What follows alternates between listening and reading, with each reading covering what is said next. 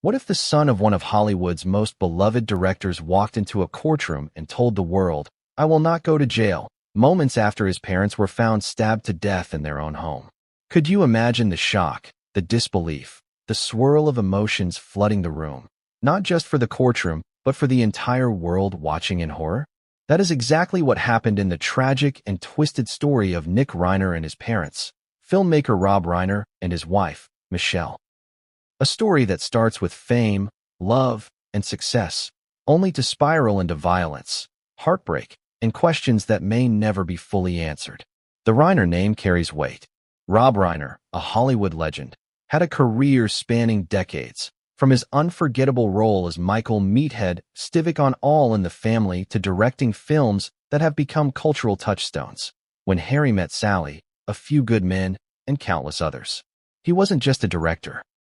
He was a cultural force, someone whose work touched millions, who created stories about love, justice, and morality. Michelle, his wife, was equally admired in their circle, known for her elegance, warmth, and dedication to family. Together, they were seen as the epitome of Hollywood stability, a family grounded despite the glittering chaos of show business. But beneath the surface of the perfectly curated images, beneath the smiles and accolades, something darker, something almost unimaginable, was simmering. Before we continue, please hit the like button, subscribe to the channel, and turn on the notification bell for updates. The events of that Sunday, when the bodies of Rob and Michelle Reiner were found in their Brentwood estate, shattered the world they had built. The Los Angeles County Medical Examiner's Office later confirmed that both had died from multiple sharp force injuries. It was a scene that no one could have prepared for. The estate, worth $13.5 million, where the Reiners had lived for decades, had been the setting of countless celebrations, laughter, and family gatherings. And yet, it became the backdrop for a nightmare, a crime so brutal it stunned neighbors, investigators, and the public alike. Nick Reiner, their 32-year-old son, lived in the guest house on the same property. That detail alone casts an eerie shadow over the events.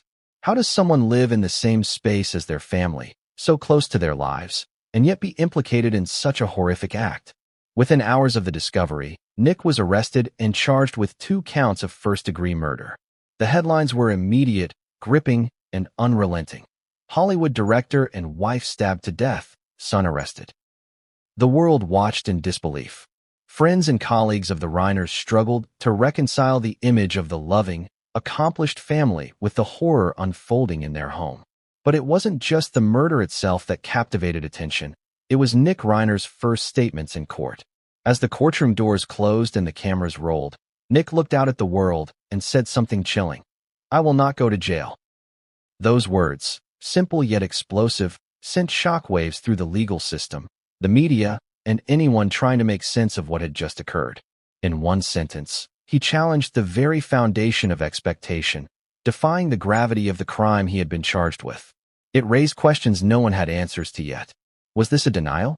A psychological response to trauma? Or something more calculated? The ambiguity only heightened the drama, leaving everyone, lawyers, journalists, and the public, grappling with disbelief. To understand why this statement was so shocking, you have to understand the context. Rob and Michelle were not just public figures. They were parents, mentors, and pillars of their community. To think that the person accused of ending their lives would speak so defiantly in a courtroom, moments after such unimaginable loss, challenges every instinct we have about grief, guilt, and human behavior. And yet, there it was, on record, a statement that would dominate news cycles, social media discussions, and late-night commentary for weeks to come. The circumstances surrounding the murder itself are as complex as they are disturbing. Early reports indicate that the police were called to the estate late Sunday evening. Neighbors described the night as quiet, ordinary, until the sirens shattered the calm. Investigators found both Rob and Michelle in their home, victims of multiple stab wounds. The crime scene painted a portrait of violence that was at once intimate and terrifying. It suggested a struggle, a confrontation that escalated beyond anyone's control. And in the midst of this chaos, investigators discovered that Nick, who lived on the property, was unaccounted for at first. His whereabouts and actions that night would become the focal point of intense scrutiny and speculation. News of the murders spread like wildfire. Social media exploded with shock and grief as fans and followers struggled to process the reality of what had occurred. Colleagues of Rob Reiner in Hollywood expressed disbelief and sorrow, sharing memories of a man who had brought joy and thought-provoking stories to millions. But amid the sorrow, there was also confusion and suspicion. How could something so violent happen in a family that, on the surface, appeared so functional and loving? And why would the son, so close to his parents, find himself at the center of such a horrific accusation? These questions, of course, were only the beginning. As investigators dug deeper into the Reiner estate, into the lives of Rob, Michelle, and Nick, details began to emerge that painted a far more complex picture than anyone could have anticipated. Family dynamics, personal struggles, and past conflicts began to surface, revealing cracks that were previously invisible to the public eye. It became clear that this was not just a story of Hollywood tragedy. It was a story about the complexities of human relationships, about how tension, resentment, and misunderstanding can fester in silence until they erupt in the most devastating ways imaginable. And yet, even amid the chaos and heartbreak, there was a fascination, a morbid curiosity that gripped the public's imagination. Why did Nick say what he said in court?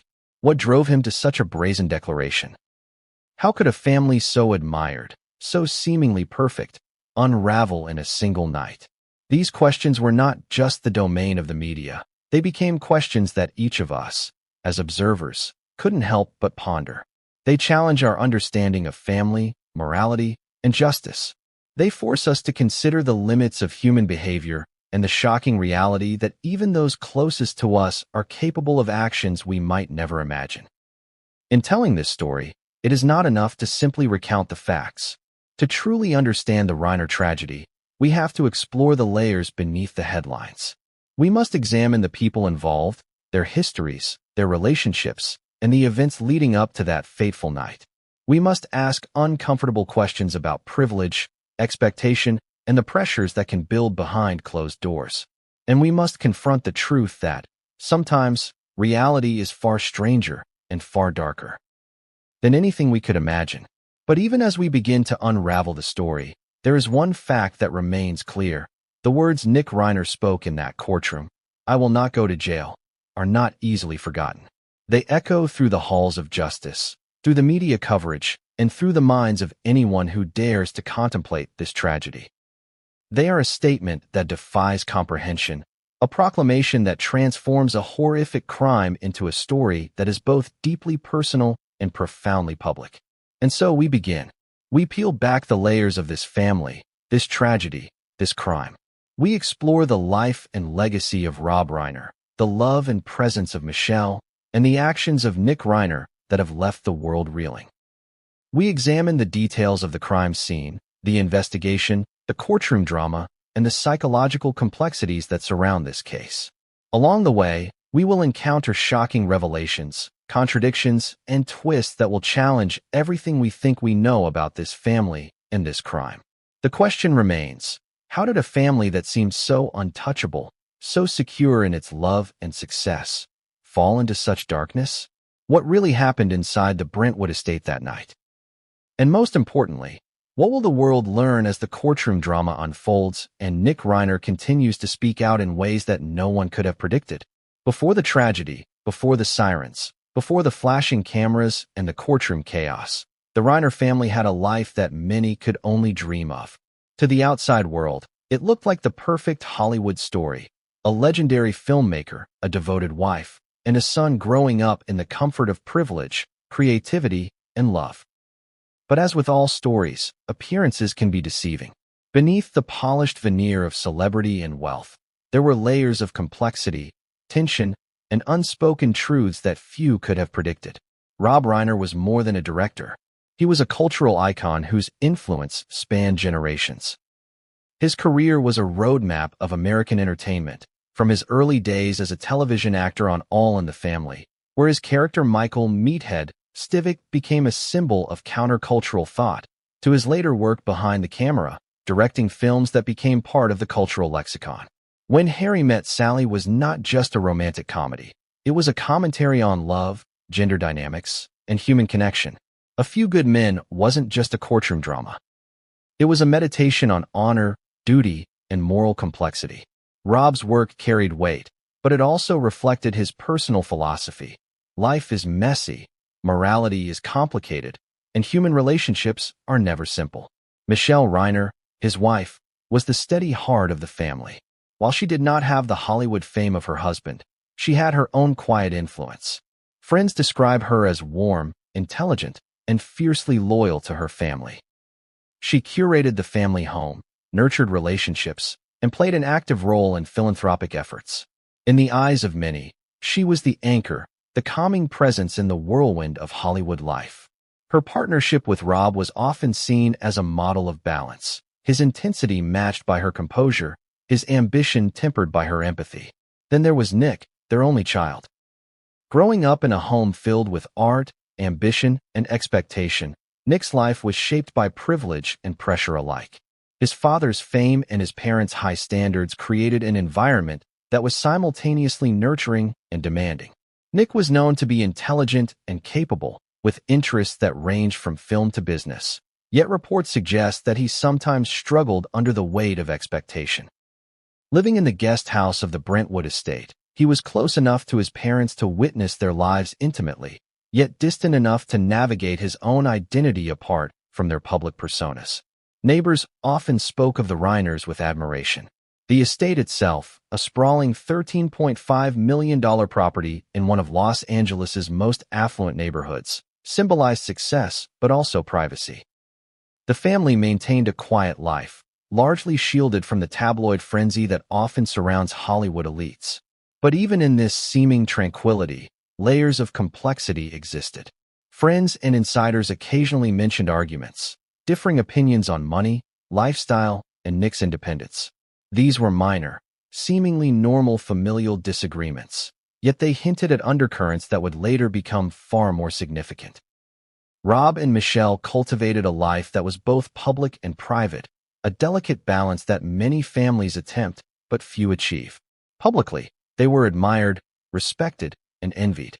Privately, they navigated the same challenges that any family does: disagreements, generational gaps, and the constant negotiation between personal desires and familial obligations. It's easy to look at their lives from the outside and see perfection, but every family has its shadows, and the Reiners were no exception. Hollywood insiders describe Rob as a man of passion and intensity. On set, he was meticulous, demanding, and often uncompromising. Off-set, he was a loving father, a devoted husband, and a man who cherished routine and order. Michelle complimented him in every way, providing a grounding influence that made their partnership formidable.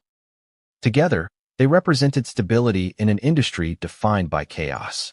Their son, Nick, grew up observing this balance, learning both the power of creativity and the weight of expectation. Yet, even in the midst of love and success, there were tensions. Reports from friends and family indicate that Nick occasionally felt constrained by the shadow of his father's fame.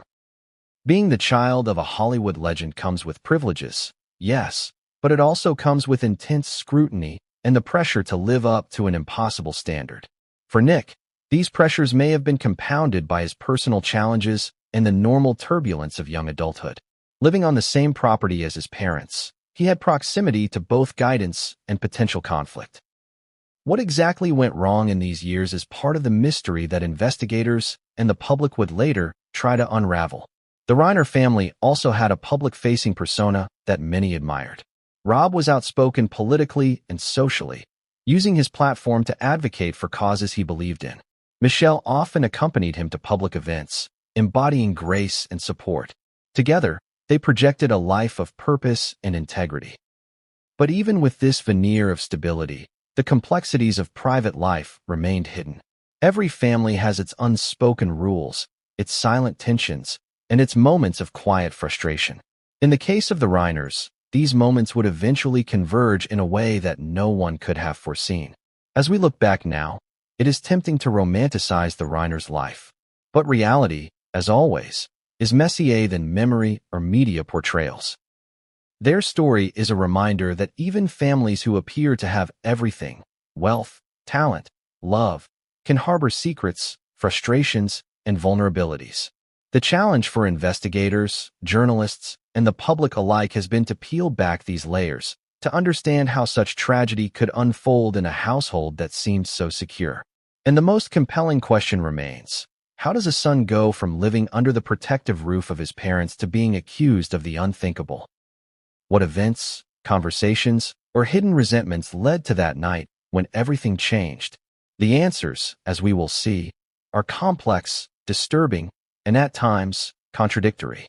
They challenge our assumptions about family, loyalty, and human behavior. As we move deeper into this story, it becomes clear that the Reiner family's legacy is not just a tale of Hollywood success. It is also a story of human complexity, the collision of love, expectation, ambition, and pressure. It is a story that forces us to confront uncomfortable truths about the nature of family and the capacity for violence that can lurk behind even the most seemingly idyllic facades. But just as we begin to understand the family dynamic, just as we start to piece together the tapestry of their lives, a chilling realization emerges. The tragedy was not inevitable, but it was also not entirely unforeseeable. There were signs, moments, and tensions that hinted at the possibility of disaster. And on that fateful Sunday night, everything escalated, culminating in a crime that would shock the world and leave questions that may never be fully answered. What happened inside that estate, in the quiet moments before the sirens, in the interactions between parents and son, holds the key to understanding this story. The answers are not simple. They involve psychology, family dynamics, and a sequence of events that, when combined, produced an outcome both tragic and horrifying. And as we begin to examine the events leading up to the murders, we start to see that the Reiner story is not just about fame or fortune. It is about human behavior at its most intense, its most conflicted, and its most tragic. But even as we look back on the family's legacy, a haunting question lingers. Could anyone have predicted that the son of Hollywood royalty would one day stand accused of ending the lives of the very people who had given him everything? It was a Sunday like any other. Or at least, that's what neighbors and friends would later say. The sun rose over Brentwood, casting its golden light on manicured lawns and quiet streets. The Reiner estate, sprawling and elegant, seemed a portrait of serenity. Inside, the air was likely filled with the usual Sunday sounds, the hum of conversation, the clatter of dishes, the distant laughter of family life. But beneath the calm, a storm was brewing. A storm that no one could have anticipated, and one that would leave the world reeling. Sundays in the Reiner household had always been a mix of comfort and routine. Rob and Michelle were early risers, often taking quiet walks around the estate, attending to personal matters, or catching up on news and emails before the hustle of the week. Nick, their son, had his own routine, retreating to the guest house on the property to work, relax, or pursue his interests. On the surface, it seemed like any other Sunday. Family members pursuing their own schedules, enjoying the quiet luxury of their home, unaware that this particular day would become the turning point of their lives. But as the hours passed, the ordinary became extraordinary in the most horrific sense.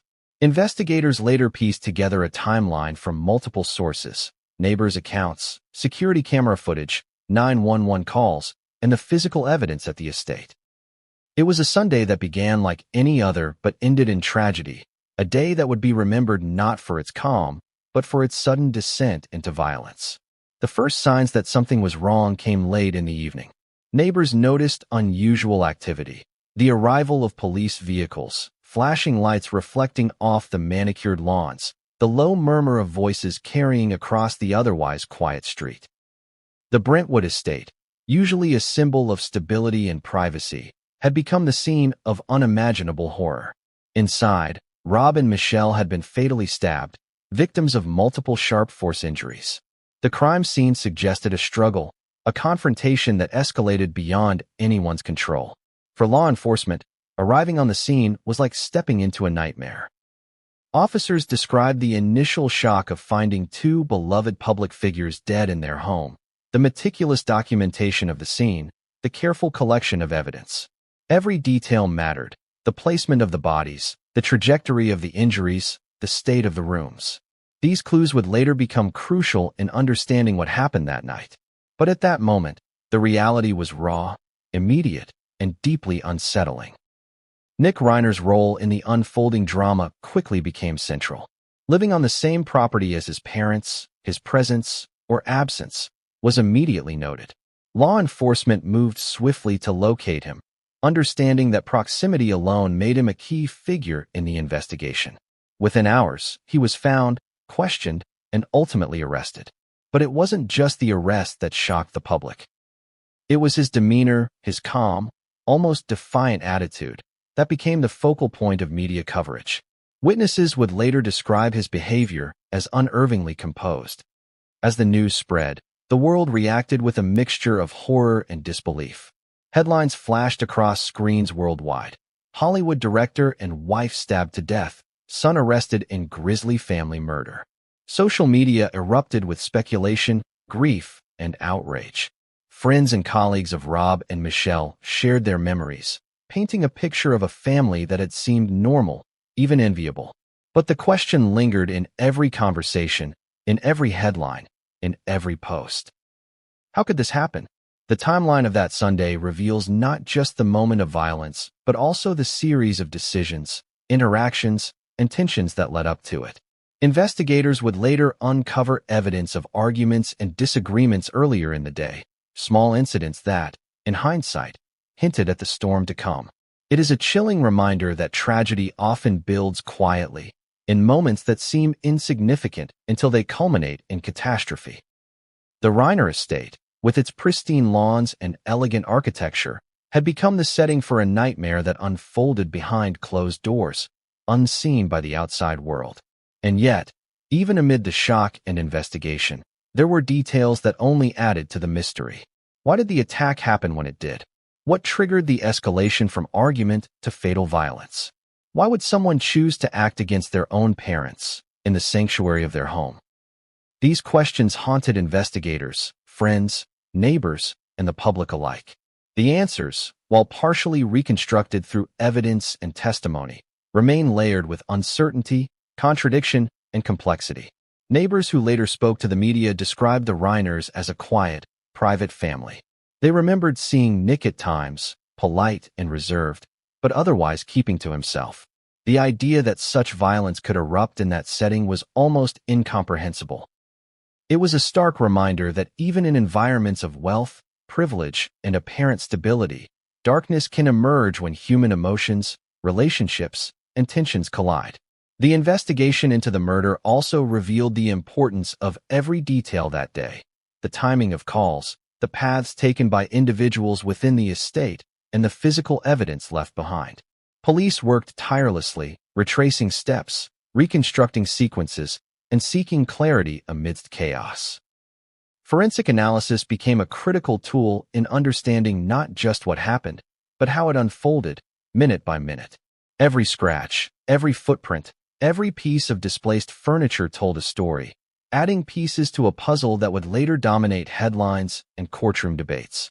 And yet, even as investigators worked to reconstruct events, the public's attention was riveted on Nick Reiner. The image of a son, accused of murdering his own parents, became a point of fascination and horror. His arrest, the charges filed against him, and his eventual statements in court captured the imagination of a world struggling to reconcile the idyllic image of the Reiner family with the brutal reality of that night. In the midst of this unfolding tragedy, questions multiplied. Was this a premeditated act or a moment of uncontrolled rage? Were there warning signs that could have prevented the violence? How did a family so seemingly close, so functional, descend into such horror? And most importantly, what does this story tell us about human behavior, about the hidden tensions that can exist even in the most outwardly perfect families? The answers, as we will see, are complex and unsettling. They involve psychological dynamics, family history, and circumstances that converged in a way that no one could have predicted. But to truly understand that Sunday, we must first confront the reality of the scene itself. The shock, the horror, the immediate aftermath, and the beginning of an investigation that would unravel secrets, challenge assumptions, and ultimately reveal the disturbing details of one of Hollywood's most tragic family events. As night fell over Brentwood that Sunday, the lights of emergency vehicles reflected off the walls of the Reiner estate. Inside, 2 lives had been brutally cut short. Outside, the world began to ask questions that had no easy answers. The stage was set for a story of heartbreak, betrayal, and shocking revelations. A story that would captivate a nation and leave everyone questioning how such a tragedy could occur in a family that seemed to have everything. The moment law enforcement arrived at the Reiner estate, the air shifted from disbelief to horror. For most neighbors, it had started with the distant wail of sirens cutting through the quiet of Brentwood. Flashing red and blue lights bounced off the luxury homes along the street, illuminating manicured lawns and polished driveways. This was a neighborhood where tranquility was expected, a place where privacy and discretion defined daily life. And yet, on that Sunday night, the Reiner estate became the epicenter of a nightmare no one could have imagined. The officers who first stepped onto the property were met with a scene that would haunt them indefinitely. Inside the sprawling home, Rob and Michelle Reiner lay dead, victims of multiple sharp force injuries. The medical examiner would later confirm that the wounds were fatal and consistent with a violent, intimate attack. But the officers on the scene were faced with the immediate reality. The bodies of 2 beloved individuals, renowned not just in Hollywood but across the nation, had been violently taken from the world. Their experience as law enforcement professionals did little to prepare them for the sheer emotional weight of what they were witnessing. The crime scene itself was meticulously documented. Forensic teams moved carefully, photographing every angle, noting the position of furniture, the trajectory of injuries, and the placement of personal items. Each detail mattered, small pieces of evidence that would later help reconstruct the final moments of Rob and Michelle's lives. Blood spatter analysis, fingerprints, and even the placement of everyday objects became crucial clues in understanding the sequence of events. Neighbors who had first called authorities described the night in fragments, still struggling to make sense of what they had seen. Some spoke of seeing police cars and ambulances rushing to the estate, lights flashing against the darkened sky. Others recalled the faint sound of emergency radios, the low murmur of officers coordinating their initial response. All shared a sense of disbelief. How could such violence occur in a home that had always seemed like a sanctuary? While the police were securing the scene, attention quickly turned to Nick Reiner. Living in the guest house on the property, he was nearby when the tragedy occurred. This proximity, combined with the absence of clear explanations, made him the focus of the early investigation. Officers needed to locate him, understand his movements, and assess any potential involvement. Within hours, Nick had been taken into custody, but the questions surrounding his actions, intentions, and mindset were only beginning to emerge. The initial reports from investigators painted a picture of intimate, targeted violence. The injuries indicated that the attack had been personal, carried out with a precision and intensity that suggested either deep-seated anger or extreme psychological disturbance. Detectives considered every possibility, motive, opportunity, and the potential for premeditation. Every room in the house, every corner of the estate, was examined for clues. Security footage, digital records, and personal communications were scrutinized for patterns, anomalies, or evidence of planning. Media coverage erupted almost immediately. Headlines flooded television screens, social media feeds, and news websites. Rob and Michelle Reiner murdered in Brentwood home, son arrested in grisly Hollywood family tragedy. Journalists attempted to piece together the story from fragments, balancing the facts released by law enforcement with speculation and witness statements. Fans of Rob Reiner, as well as casual observers, struggled to reconcile the public image of a happy, accomplished family with the brutal reality reported by authorities. Amid this frenzy, the focus on Nick Reiner intensified. His role in the unfolding drama became a central point of fascination. What was his relationship with his parents like? Had there been tension or unresolved conflicts? How could someone living on the same property as his parents, presumably close to them both emotionally and physically, be implicated in such a violent act?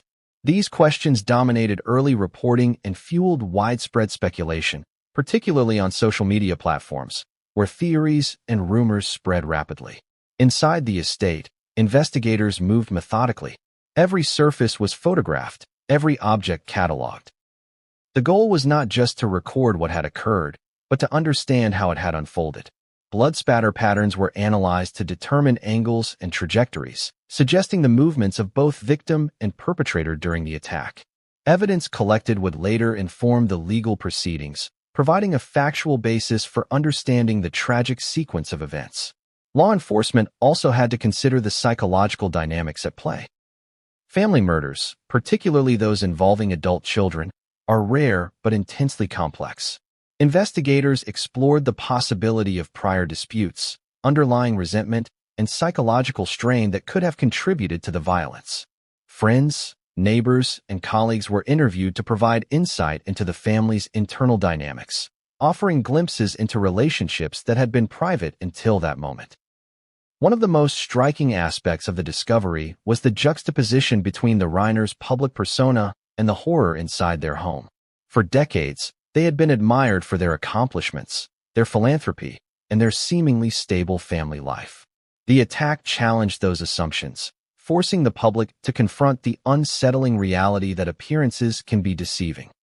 Even the most respected and seemingly secure families can harbor tensions and conflicts that, when combined with certain circumstances, may lead to catastrophic outcomes. As the night wore on, the full scope of the tragedy began to take shape. Rob and Michelle Reiner were gone. Nick Reiner was in custody, facing charges of first-degree murder. The estate, once a symbol of privilege and family unity, had been transformed into a crime scene. And the questions about motive, opportunity, and psychological state were only beginning to be asked.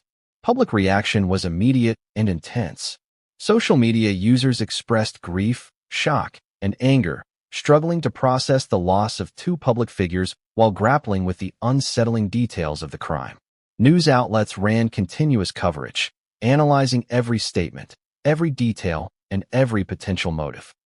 The courtroom, the investigation, and even the digital footprints of those involved became focal points for a world desperate to understand what had happened inside that Brentwood home. And yet, even as the story unfolded publicly, investigators recognized that the most critical details were still being pieced together. The sequence of events, the interactions between Nick and his parents, the moments leading up to the attack. All of it would be reconstructed through forensic evidence, witness statements, and later, court proceedings. But the emotional weight, the human tragedy, and the public shock were immediate and undeniable. For law enforcement, the discovery of the crime was just the beginning. The investigation would grow increasingly complex, involving not just the physical evidence, but also psychological evaluations, financial records, and the history of the family's interactions. Every detail had the potential to illuminate or obscure the truth. And amid this intricate puzzle, one fact remained undeniable. The Reiner family, once emblematic of love, stability, and success, had been shattered in a single, horrific night. And then came a realization that would haunt investigators and the public alike. The person accused of committing this act, their own son, had made a statement in court that defied all expectations. His words, chilling in their simplicity, would become the centerpiece of a story that combined Hollywood glamour, human tragedy, and criminal investigation in a way few could have anticipated. The arrest of Nick Reiner was swift, decisive, and immediately thrust him into the center of a story that would captivate the nation. For law enforcement, he was both a person of interest and a potential witness to a crime that had already left the public reeling. For the world, he became the focus of intrigue, suspicion, and incredulity. How could the only child of two widely admired parents become implicated in such a horrific act? And why, when faced with this reality, would he respond with words that would shock even seasoned investigators? "I will not go to jail." It began with the evening of the discovery. Police had arrived at the Brentwood estate to find Rob and Michelle Reiner dead from multiple sharp force injuries. The initial shock of the scene, coupled with Nick's proximity to the estate as a resident of the guest house, immediately positioned him as a key figure. Officers moved quickly, coordinating with forensic teams to secure the property, preserve evidence, and locate Nick. His movements, statements, and actions were critical to understanding what had occurred. Nick's arrest took place without incident, yet the details surrounding it would fuel speculation for weeks. Witnesses described him as unusually calm, almost detached, in the immediate aftermath. There were no visible signs of panic, no outward displays of grief or fear. For some, this composure suggested innocence. For others, it suggested something far more disturbing. How could a young man react with such poise, moments after his parents had been violently killed? These observations would become a key point of discussion in both the media and later courtroom proceedings. From a procedural standpoint, the arrest was standard. Nick was read his rights, taken into custody, and transported to a nearby police station for questioning. Investigators sought to understand his whereabouts, his interactions with his parents, and any knowledge he had of the crime. Every question was critical. Every answer, or lack thereof, could shift the direction of the investigation. For Nick, this marked the beginning of a legal journey that would be as public as it was harrowing.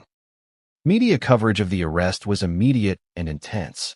Helicopters hovered above the Brentwood estate, capturing aerial footage of the property and the surrounding neighborhood. News anchors described the scene with a mix of reverence and shock, emphasizing both the Reiner's public prominence and the gruesome nature of the crime.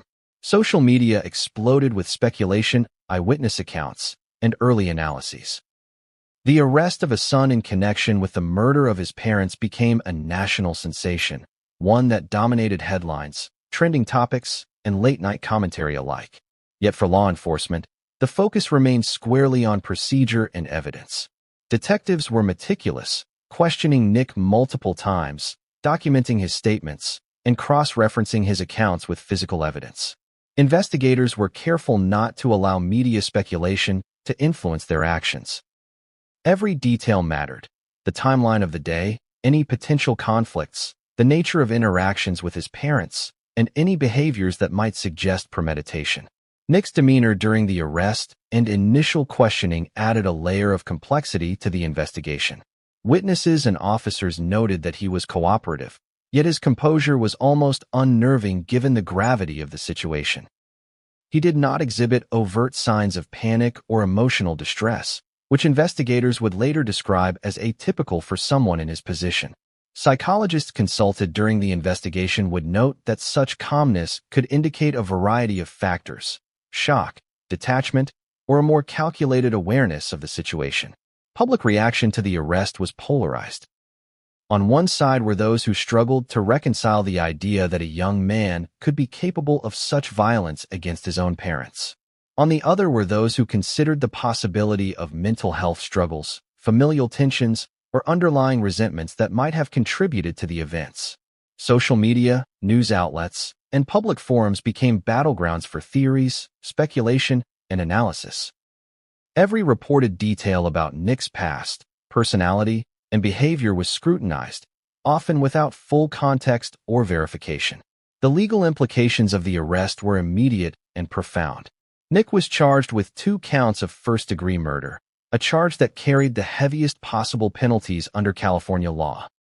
The charges were based on both the evidence collected at the scene and his proximity to the crime, as well as other factors investigators uncovered during the initial phase of the inquiry.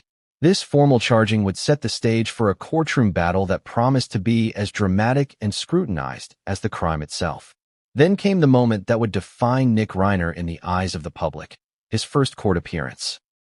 Walking into the courtroom, he faced a packed room of media, family friends, legal personnel, and curious onlookers. Cameras captured every step, every expression, every subtle gesture. The tension was palpable, and when he finally spoke, he said something that stunned everyone present: "I will not go to jail." Those words reverberated through the courtroom and across the nation. They were defiant, unsettling, and almost impossible to reconcile with the reality of the charges against him. Legal analysts immediately speculated about their implications. Was it a statement of innocence, a psychological defense mechanism, or a calculated attempt to control the narrative? Whatever the intention, the impact was undeniable. The public, the media, and the legal community were left grappling with both the statement itself and the man behind it. Psychologists would later weigh in, noting that such declarations in high-stress situations could reflect a range of emotions and mental states.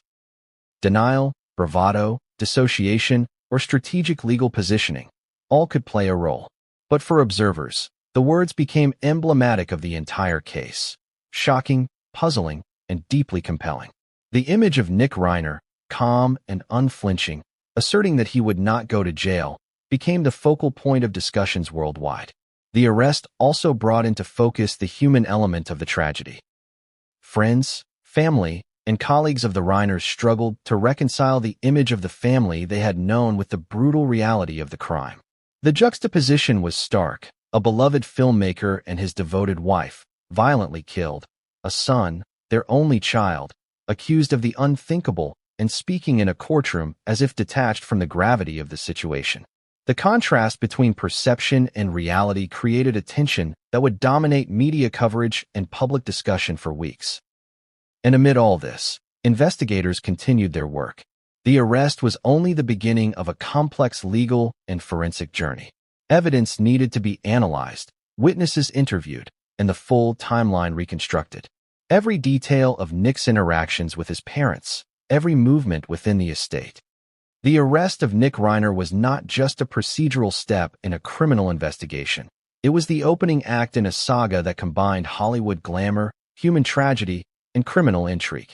It set the stage for a courtroom drama that would unfold over months, with revelations, contradictions, and shocking developments at every turn. And it left the world with a question that would haunt public consciousness. How could a son, living in the shadow of his parents' success and love, become the central figure in a crime so violent, so intimate, and so unimaginable? The courtroom was silent, but the tension was electric. Every eye was fixed on Nick Reiner as he stood before the judge, the gallery packed with journalists, lawyers, and spectators alike. The air was thick with anticipation, the kind that presses on the chest and makes every breath feel heavier.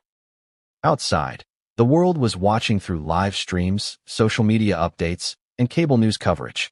Inside, every word, every gesture, every subtle shift in expression was analyzed and dissected in real time. And then, Nick spoke. "I will not go to jail." Those words were delivered with a calm, almost chilling composure. No hesitation, no tremor in the voice. Just a clear, defiant declaration that sent shockwaves through the courtroom and reverberated far beyond it. Legal analysts immediately erupted into commentary. What did this mean legally? Psychologically? Morally? Could someone accused of double homicide make such a claim and expect it to be taken seriously? The questions were endless, and the courtroom became the epicenter of an unfolding drama that was both real and surreal. Nick's statement was more than just a declaration. It was a bombshell. For the Reiners' friends, colleagues, and fans, it was nearly impossible to reconcile. Rob and Michelle, both admired and respected, were gone, yet their son, their only child, stood before the world seemingly unshaken. For some, it appeared as audacity. For others, it was a sign of denial or psychological detachment. Either way, the statement changed the tone of the case instantly. It wasn't just about evidence anymore. It was about character, perception, and the psychology of a son accused of unthinkable acts. The courtroom proceedings that followed were a study in tension and contradiction. Prosecutors presented the charges with meticulous care, outlining the severity of the crime, the evidence collected at the estate, and the proximity and behavior of Nick during the critical hours. Every slide, every photograph, every detail was designed to establish a narrative, premeditation, opportunity, and motive. The prosecution aimed to show not just that a crime occurred, but that it was committed in a way that left little room for doubt. Meanwhile, the defense began to strategize, their approach carefully calibrated to counter the weight of the evidence. Nick's courtroom demeanor, calm yet defiant, became a key element. Lawyers highlighted inconsistencies, questioned assumptions, and sought to humanize him in the eyes of the judge and jury. They suggested that psychological factors, familial dynamics, and possible misunderstandings could explain the events, without immediately conceding guilt. It was a delicate dance, framing Nick as a person capable of both human emotion and rational thought while navigating the overwhelming facts of the case. Media coverage intensified with every development. Television broadcasts showed split screens. Nick in the courtroom, security footage from the estate, and reactions from legal analysts and celebrities who had worked with Rob Reiner. Social media erupted with opinions, theories, and emotional responses. Some viewers expressed outrage, unable to comprehend how a son could act, or claim to act, in such a brazen way. Others were captivated by the human drama, fascinated by the psychological complexities of family, wealth, and crime. The statement, "I will not go to jail," became a mantra of public discussion, a line dissected in thousands of posts and videos. Psychologists and legal experts weighed in, offering interpretations of Nick's behavior. Some argued that such a statement could reflect denial or dissociation, a coping mechanism in the face of overwhelming stress. Others suggested it might be a calculated move, an attempt to control the narrative and assert dominance in a situation where control had been entirely stripped away. Still others speculated about deeper psychological factors, resentment, unresolved familial tension, or even a potential psychotic break. Each interpretation added layers of intrigue and complexity, leaving the public both fascinated and unsettled. Within the courtroom itself, the dynamics were equally charged. Every time Nick shifted in his seat, every subtle facial expression was scrutinized. Lawyers, journalists, and spectators searched for meaning in gestures, eye contact, and tone. The courtroom, normally a space defined by procedure and decorum, became a theater of human emotion, suspense, and psychological tension. Each proceeding, each motion filed by the defense or prosecution, became a chapter in a story that seemed to unfold like a scripted drama, but one where reality was far more disturbing than fiction. Then came the moments that would define the early phase of the trial. Witnesses were called to testify about the night of the murders, the family dynamics leading up to the tragedy, and Nick's interactions with his parents. Friends, neighbors, and colleagues painted a complex portrait. Nick is both a loving son and a young man under immense pressure. Rob is a disciplined, passionate father whose intensity could be intimidating. Michelle as a stabilizing, nurturing force who had devoted her life to family and community. The testimonies revealed contradictions, highlighting both affection and tension, and leaving the jury, the court, and the public grappling with nuance. Emotional spikes were frequent. Testimony would swing from heartwarming memories of family vacations and celebrations to chilling accounts of arguments and moments of conflict. The contrast created a tension that gripped everyone in the room. Observers began to recognize that this story was not just about crime. It was about human complexity, about the fragility of relationships, and about the unpredictable consequences of tension and emotion left unresolved. And yet, even amid the unfolding drama, the statement, "I will not go to jail," loomed large. It was repeated in court transcripts, quoted in news articles, and analyzed by experts. It became emblematic of the case itself, audacious, shocking, and incomprehensible.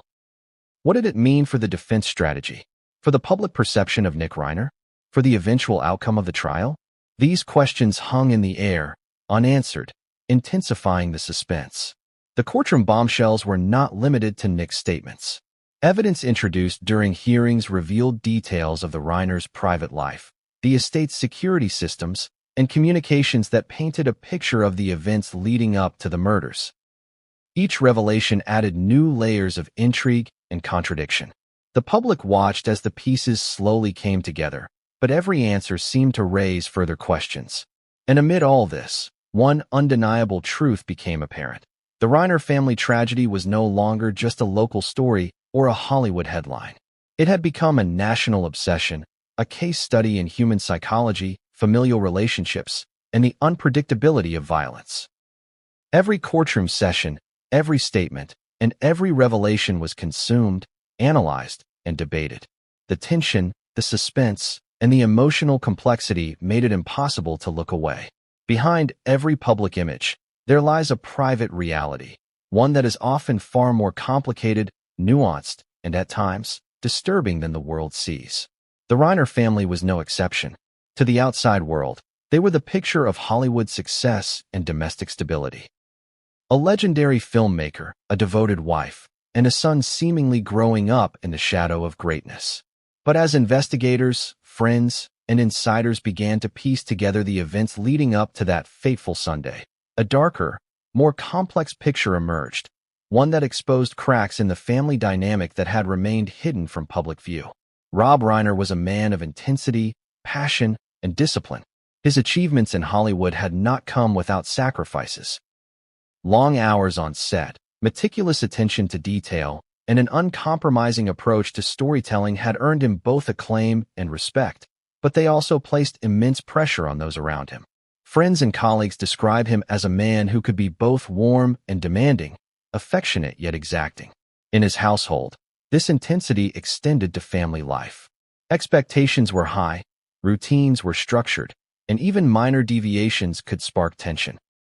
Michelle Reiner, in contrast, provided a calming, grounding presence. She was the emotional anchor of the family, the one who mediated disputes, nurtured relationships, and maintained a sense of normalcy in an otherwise high-pressure environment. She was deeply involved in philanthropy and community work, and she devoted herself to the well-being of her son, Nick. Yet, even with her steady influence, the family was not immune to conflict.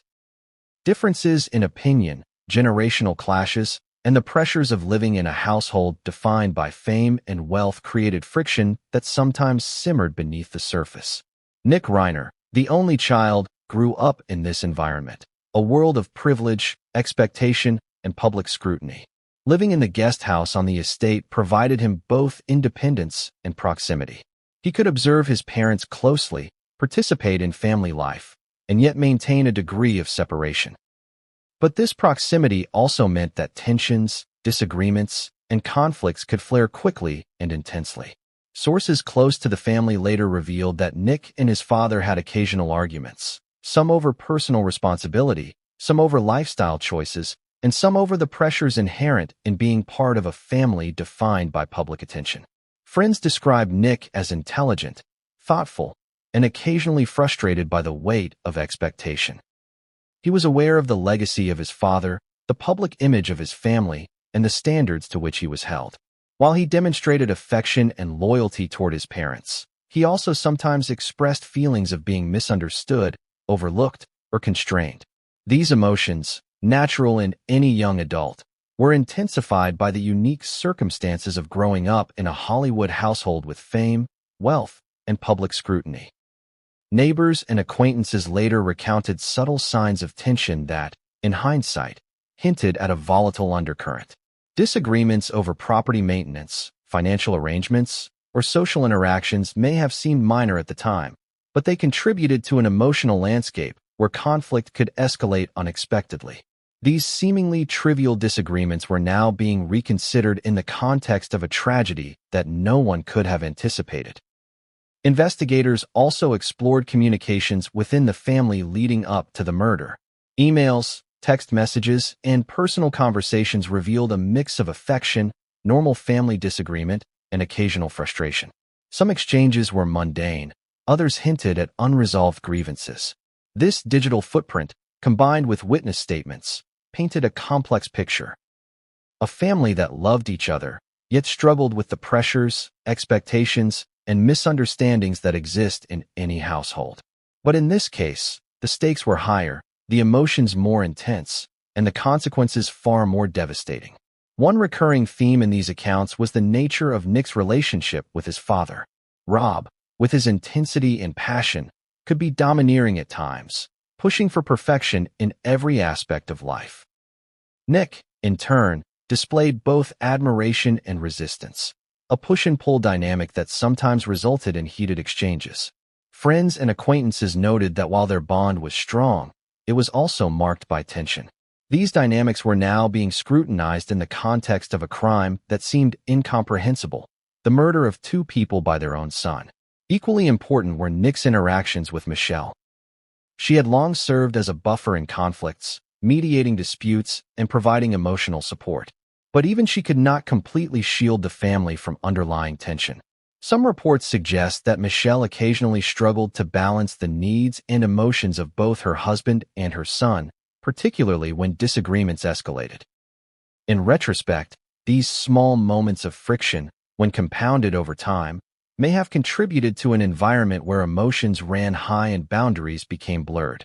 Psychologists reviewing the family dynamics later noted that the combination of high expectations, proximity, and unresolved emotional conflicts can create a pressure cooker environment.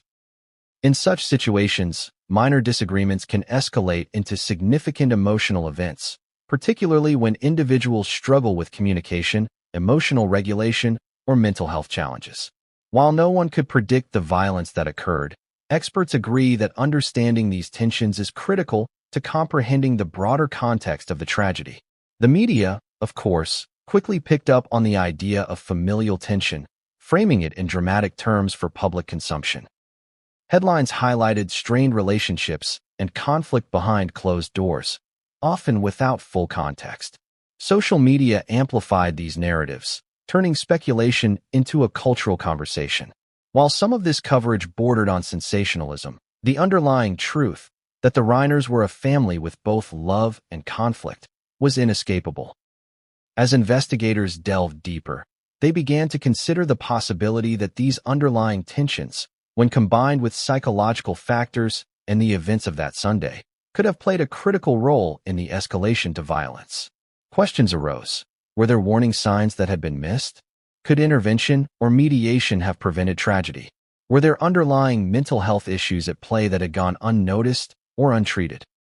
Each question added layers of complexity to a story that was already compelling and tragic.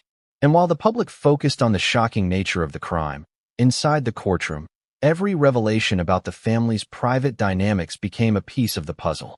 Witness testimonies, expert analyses, and investigative findings all painted a picture of a household defined by both love and tension, where emotions, expectations, and interpersonal dynamics were constantly in flux.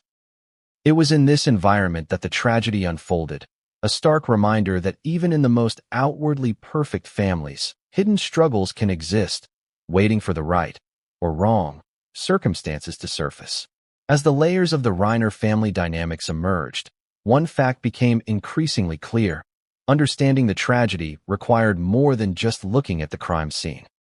It required examining the people, their relationships, and the complex emotional landscape that had defined their lives for decades.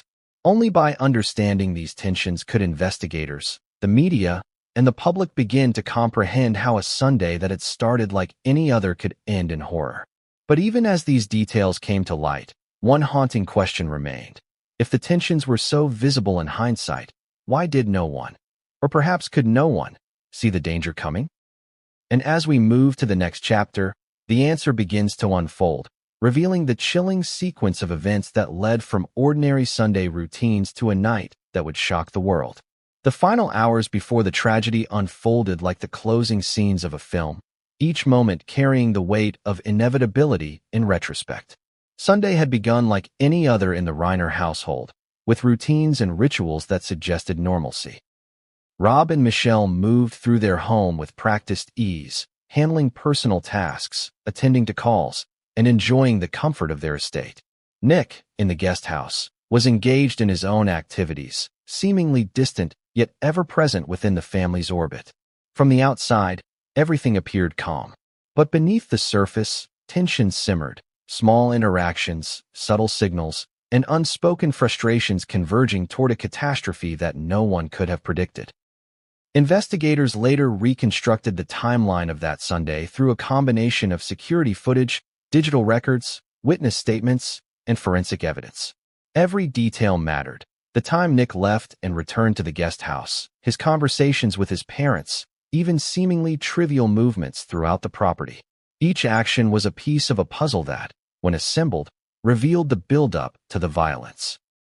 Rob Reiner reportedly spent much of the morning attending to household affairs and personal correspondence. Friends noted that he was in good spirits, yet there were indications of minor disagreements earlier in the day, arguments over schedules, routines, or mundane responsibilities. In most families, these disputes would fade quickly. In the Reiners' home, with heightened expectations and the intensity of personalities involved, even small disagreements could leave lingering emotional residue. Michelle, ever the peacemaker, worked to maintain balance. She handled communications, coordinated activities, and attempted to smooth tensions wherever they arose. Observers later noted that she displayed calm composure, but that calm could only mask, not erase, underlying friction. Her presence, while grounding, could not prevent the eventual escalation. Nick's behavior in the final hours remains a focus of intense scrutiny. Security records indicate that he moved frequently between the guest house and main house, engaging in brief conversations with his parents. These interactions were described as ordinary on the surface, but carried undertones that investigators interpreted as signs of underlying stress. Witnesses suggested that there were discussions about personal matters, responsibilities, and expectations, conversations that, in hindsight, might have contributed to the emotional escalation. Psychologists and experts analyzing the case suggest that the combination of close proximity, personal frustration, and perceived pressure can create a volatile environment.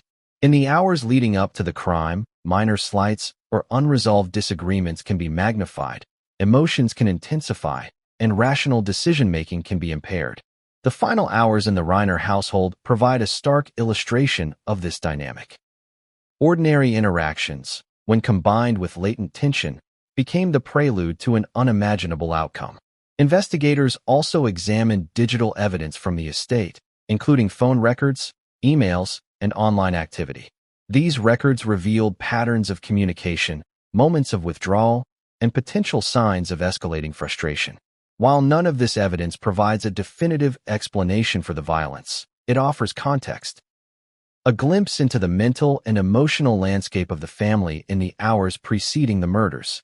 Witnesses who had interacted with Nick earlier in the day reported seeing him in varying moods, at times calm and reflective, at others agitated or distant. Friends and neighbors noted the duality of his